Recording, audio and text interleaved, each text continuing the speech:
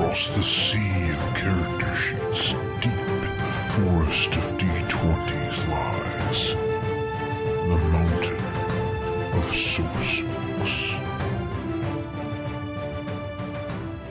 Welcome to the Mountain of Source Books. We hope you enjoyed your climb.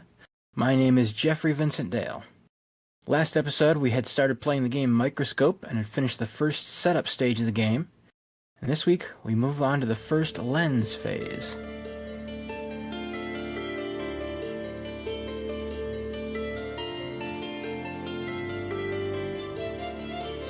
So the next thing we got to do is declare who is the lens. Since I'm the one that picked the game, I'll start off as the lens. You can the first explain by lens. doing. Yes. So I'm going to declare what our focus for the game is right now.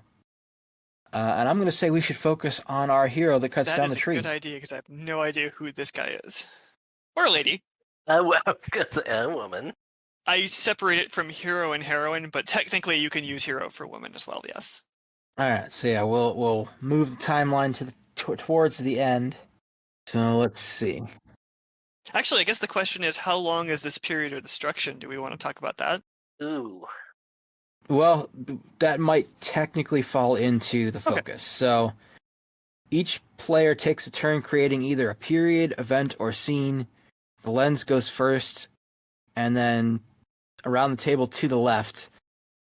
So we don't really have a left Yeah, to us right unfortunately. now. We could go by the Discord order if we want. Me, then Steve, then Rose. Alright, let's see. So, create a period, event, or scene. I can choose to create two things on my turn so long as they're nested inside of each other. Yeah, it has to be within... Well, okay, there could also be like a prophecy about the hero, but it has to be somewhere around the existence of the hero. I should add the definition to scene to our sheet. Yeah, so we all know the specifics. I just found a note in here called Nuking Atlantis. Oh. Yeah, don't pull your punches. Killing a character or nuking a city doesn't remove it from the game because you can always go back in time and explore what it was like when it was still around. Okay, so it's fine to nuke Atlantis. Yep. Yes. Alright, so what should I start with? A period, an event, or a scene? Alright, we'll do our first event during the period of study. Okay, I'm curious how this is going to apply. So the hero is born, she is the daughter of two scholars, and grows up learning everything about the tree, even though she really doesn't care about it. That is the point of rejection of the call to adventure there. She didn't really get on the tree to save the world. She was just so sick of it. Oh my god, that would be such a different turn. I love it. I could nest an idea within the event, but I don't really want to, so I want to keep things open for now.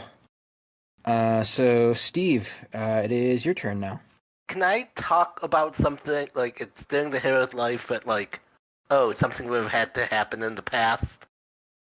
As long as it relates to the character in some way. Okay. Like I mentioned before, like, a prophecy about a coming hero would be an event that happened before her birth. But, yeah. Okay. So, we mentioned that there was a god that gave them magic. And maybe, the god take it away again. The god at one point in the past has been captured. The god was captured in the past, so the hero is meeting has gone to the god's capturing place, and the god is granting her a power to help her take down the tree. Okay. Alright. Oh, I mean, this is your event, so you could shoot this down, but what if their prison was within the tree? Oh, that could work. Maybe, like, deep within the roots, so it's, like, I was underground. going to say, it should be in the city. The humans, I suppose that's also true, yeah. has traveled to the prison within the, I called it the Temple of Spring. Temple of Spring to talk with the god. I'm gonna give the god a name. I hope you don't mind. Yeah, that's fine. Edis. Edis. You know, instead of saying travel to the prison, I'm gonna say trespass. Okay. I like her already, does crimes. Yes. Because I think maybe the people in the universe are still fine with all of this. Rose? Yep. Okay, and I have a fun little one. So the hero forges the great axe harvest in the Temple of Winter and sets out to climb the tree to, cut it down. All right, and then I end off the turn with another one. That was light. Because hope. Mm-hmm. It is kind of funny with all of, like, that this character's entire life is in a dark period, but we only have one dark event. Well, we've only had everything is light except for the Yeah, period it's Isa has hilarious. put down, and I'm like, am I playing a different game than everyone else? We'll set another event in the final period of destruction. So we added a dark event. Magically imbued creatures become enraged at the way humans have been treating them and have attacked the city at the roots of the tree. So that's set before the hero trespasses into the temple. That's definitely a good establishing. Here's why I did this. Yes. All right, and so after that, we do what's called legacies. Player to the right, which would be Rose, pick something that appealed to them during the focus and makes it a legacy. What does that mean? All right, I'll add the definition of legacies to the top, underneath scenes. You're gonna make me scroll up. Well, with the number of things we got on the sheet now, we don't have much of a choice. Okay, legacies are common threads that stretch through time and influence history. They can take on the form of objects, people, places, stuff like that. So you're not really creating anything new. You're just singling out something that's already in the history that you want to explore more. Okay. I would really like to see more about how Edis specifically affects history. Our little god there. Okay. So you want to make an event or dictate a scene about it. Okay, so we can put this elsewhere, I take it. Yeah, as long as it fits. Since this is between lenses, that doesn't have to be within the focus that I picked. So okay. Prior to the period of destruction, which would be in the period of study, it can be an event, right? yes, an event or a dictated scene, which is where you basically do the whole scene yourself. I don't necessarily want to do that, but can I ask an ambiguous question in this that we don't necessarily answer? Because there's a couple ways this could go, depending on how you want to handle why they were imprisoned, is the reason. Well, if we're gonna be asking a question, then that sounds to me like a scene. We could do that. Okay, I think a scene's an interesting idea here because the question I was basically positing. So Edis, curious about mankind, disguises himself and moves among them, which their response could be varied because we had originally said they were angry and that was the reason people imprisoned them. But when we actually look at the details, it's written down. It's we don't actually have details on that. It's just their stuff there. So what I would like to kind of discuss is figure out what causes them to be imprisoned, whether or not it's their own interactions, out of anger, or is it people's reaction to them? Like, was it a positive or a negative reaction that causes it, essentially? Well, in this instance, the total control of the scene is with you because it's a dictated scene. So you would state the question you're trying to answer, decide where it lands in the history, review what we already know about the character or the event, and then narrate what happens. Okay, so the question I have basically asked is, why were they imprisoned? That's part of the scene. As far as I'm aware of how this works, correct me if I'm wrong, the way this works is we play out the scene and by the end of it we figure out why this happened. Normally we would, Oh. but that's only if it's initiated by the lens. Oh, okay, never mind. Ignore that. Yeah, I don't know why they have that differentiation, but the person exploring a legacy has to do their own dictated scene. So So you decide the answer to that question yourself, and we're not allowed to interfere. can I ask you to interfere? I have an idea. Well, because I thought about where I wanted to go Okay. for my next thing, which maybe you could relate to this. So, my next thing I was thinking is we mentioned that in the other things we put in the yes is that there's fairies that tend to the tree, and I suggested Yes. caught worshipping the tree. And at one point I also joked that the tree wasn't being pruned, Yes. which is why And I it love grew it. out of control. So, what happens if the cult somehow convinces the fairies to go away, which is kind of what caused everything to start going haywire? So the Edith maybe put the fairies in charge of the tree, and then the cult like convinces the fairies Okay. they're no longer needed. So this is now Edith seeing, hey, Yes. what Okay. happened Okay. to This my actually is very good. I fairies? like this. So essentially recognizes, oh, hey, what did you do? This isn't how this is supposed to be working. And essentially tries to correct things, but because the process of correcting things would cause some kind of even negligible problem for the human population, they see imprisoning this god as their fixing of the solution. I'm going to say humans had been experimenting with fairies and such. They weren't performing their duties anymore. Tried to correct the situation, and humans imprisoned them in tree. So that's why it happened. All right, yeah, I like that. We'll go with dark for the tone. I would Yes. think. Yes. All right, and then next, Steve is the lens now. So what is our focus, Steve?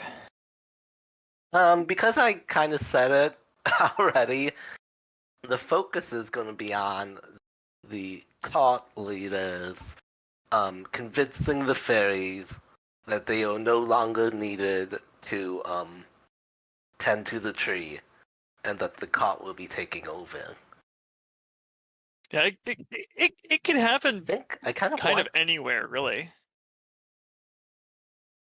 I'm thinking in the period of civilization. That actually makes a lot of sense. Like, what we previously had there was like they were basing it around specifically vernal magic. So they're like, hey, fairies, you know, we can do this. That makes a lot of sense. Yeah. I was like, should we see this in a scene? You have the power to do two things if they're nested together. So if you want to label this as an event and then also do a scene relating to it. Okay. So I'll just put it as an event for now. So that is happening during the period of civilization. All right, and then I'm presuming it would probably be considered a dark event. Yeah. That leads into a very, very, very bad situation. It definitely is dark knowing the first time. Well, even at that point, it was pretty selfish and evil. Who goes next?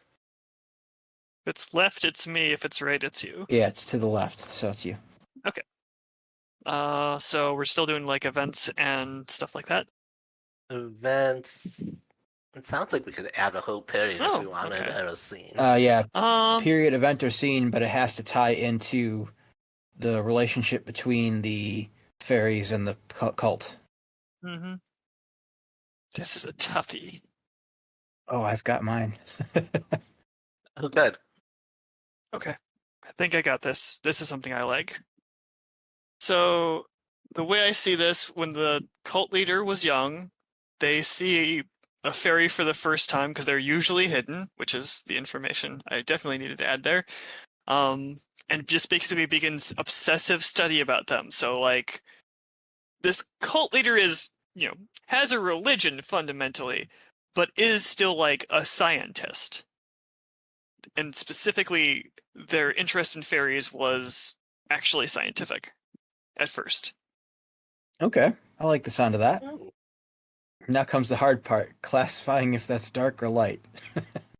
Considering that they're a cult leader and this is the start of things, I'm going to say dark.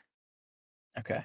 Technically, it could be a light scene, but Yeah, I find it funny that I made that comment about how we needed to add more darkness, and now all we're adding is darkness. Yeah, I know. and I'm going to be adding to it. I wanted to make a dark time because I was like, I'm the only one who added a dark period, and I was like, I have more ideas for darkness, so that's why it's not relating to that.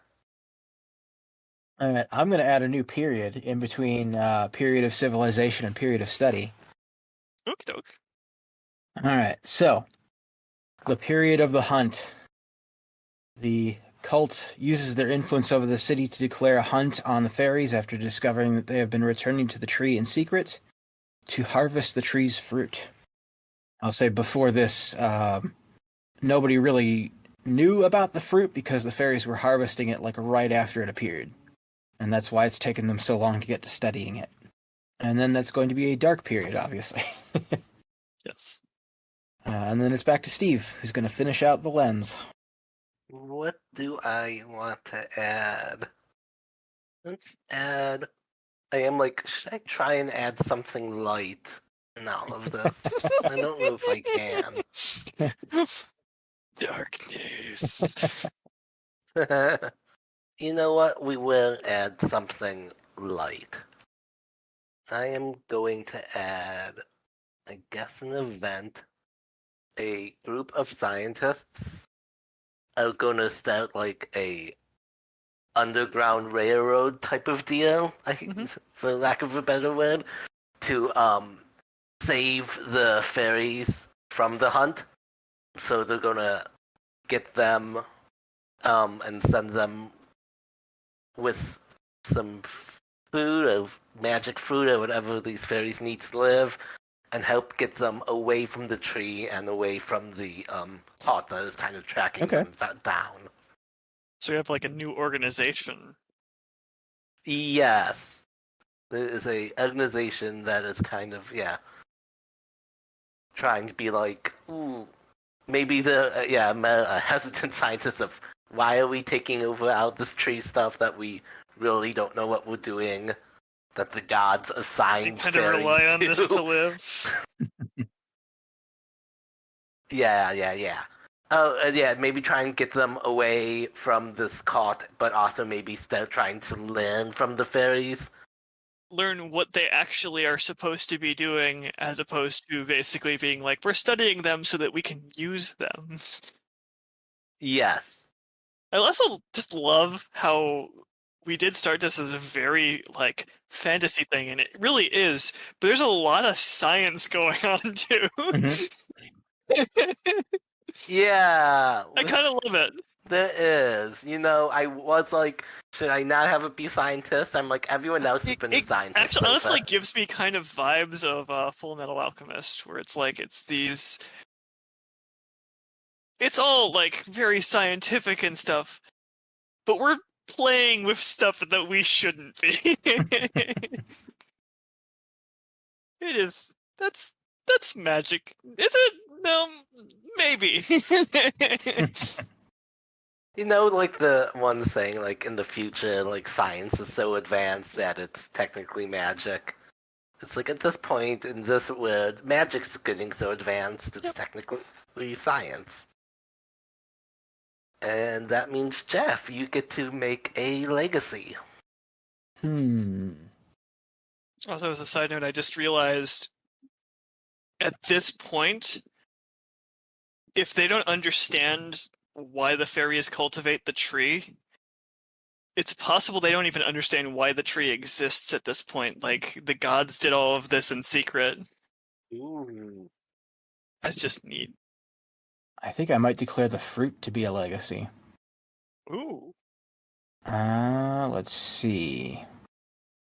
We already know that it can imbue things with magic, because that's something we declared earlier. I have an idea for a scene. I'll do one of those. Nice. Alright, so the question. What happens when someone eats the fruit? So we'll go with actually one of the scientists in a bit of foolish, not quite thought out idea about study. They just decide to eat one of the fruits. Tasting everything used to be a main component of chemistry. Yes. In this case, it essentially turns them into an elemental. Ooh. Ooh. And because it doesn't really understand what it is or what's going on, it kind of accidentally rampages on the city. How'd you do? And so new laws have to be put in place to keep the fruit from being ingested. That does also make sense. Actually, kind of find it funny that nobody has done this yet. Actually, yeah, this scene should probably happen like right near the beginning of the period of the hunt. I'll move that. All right, and I'll call that a dark scene. And then I'm done. So next up is Rose as the lens.